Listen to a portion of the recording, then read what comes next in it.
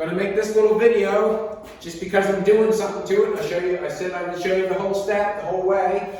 I painted them white yesterday, and they turned out really nice, nice and flat and smooth. I was happy with them. So what I've done, I've decided that I'm going to two-tone this bike, and I've just used tape, an inch. I think this is 1.5 inches, and I use the 3/4 inch.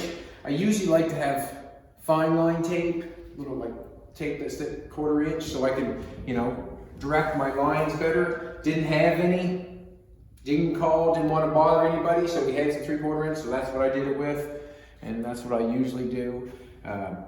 And I put that line on there with the 3/4 inch tape all the way around both sides. I just guessed it, made it the same. I'm going to put a racing stripe down through the center of it, so I'm going to use the 1.5 inches to draw my line in the center. I didn't want to measure anything out. I just stuck it on, I put it down through there, and then I'll put 2 lines on either side of that coming through. So we know when I paint this, I'm going to paint this part yellow.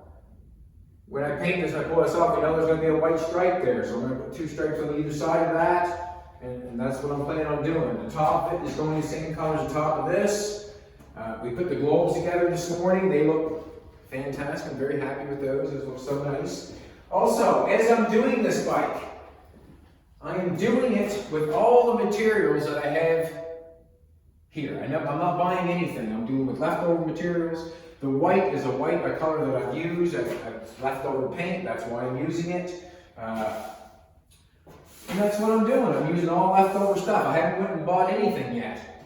Nothing. I've got sandpaper that's left over. I'm just doing a little project. Right now, I'm sanding the white down with an 800 just to take off, just to make it so the paint that goes on top, it's going to stick when I pull the tape off. I'm hoping that it cuts the edge and it's going to stick. It should look really good. I'm hoping. I'm kind of excited every time I do a little bit more to it, the more I want to do to it. And that's the way it should be if you're going to do your project. I got the visor fitting this morning. That fits pretty good now. That was quite a task and a half. It's a little piece of plastic that you want to put on the front of your bike. It just don't go that way. I had to cut the bracket in half and put the visor on and connect them together, then weld them together in the middle. Jolene had to help me do that, and I did that this morning. But right now we're going to paint this yellow. Now we know why that there's no more two-tone vehicles around. You ever notice that? All the trucks are two-tone no more. Twice as much work. You have to tape them off in order to paint them, if you know what I'm saying. Twice as much work. We're not doing that anymore. But as I get going and put more paint on this, then you can see how much work's involved. Just imagine a lowrider. How much work is involved in painting those. Wow, the amount of hours and labor, You would get quicker after a while if you've done it for a long time. But just imagine the hours in that. I often wonder too, not often wonder, but as I make mistakes, that would require to become smart and make another paint job go over top of that one. You know what I mean? As you make a mistake, there's a door that opens, you know what I'm saying? If you make a mistake somewhere, then you can end up painting it somewhere different, some other style if you like, if you know what I mean. Yeah, I want to sand this down 800, put a coat of yellow on it, and then tomorrow I'll see what I'll do from there. As I get doing this, I realize that there's prime wash. I realize that there's epoxies and spot putties and whatever, guns that cost $1,000 and paint suits. I realize all that stuff. I just don't want to have to be told that I have to buy it to build a car. Some people haven't got that luxury, if you know what I'm saying. And I'm just proving to whoever that the car does not go to shop. I don't have to use a mask and look like an alien to come and paint my car and have, the very top best paint. I don't have to have that. I'm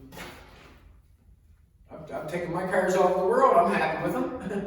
If you know what I'm saying. I use what I have. I try to keep the price down. When you buy a car and you get so much money into it, it's not enjoyable. I guess it might be enjoyable to some people because they want to say, oh yeah, $200,000. Well, that's fine. But a lot of people haven't got $200,000.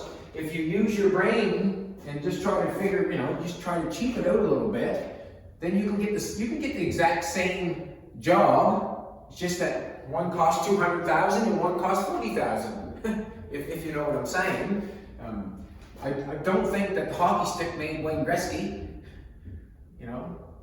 I don't think that. I don't think the basketball is going to make LeBron James. So why would you think the shop makes the vehicle, you know?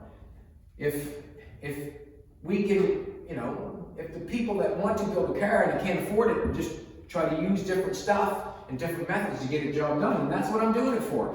I enjoy doing it as cheap as possible. I have $900 this motorcycle. I got some stuff left over. I'm going to make something that looks pretty cool. I might even put it in my house. But that's the fun of it, you know, when you can do it like that. It's more enjoyable. You don't have to have a downdraft paint roof and a $1,000 gun to do a good job. You do not. All you have to do is have the will and the want. You! All right, have a good one.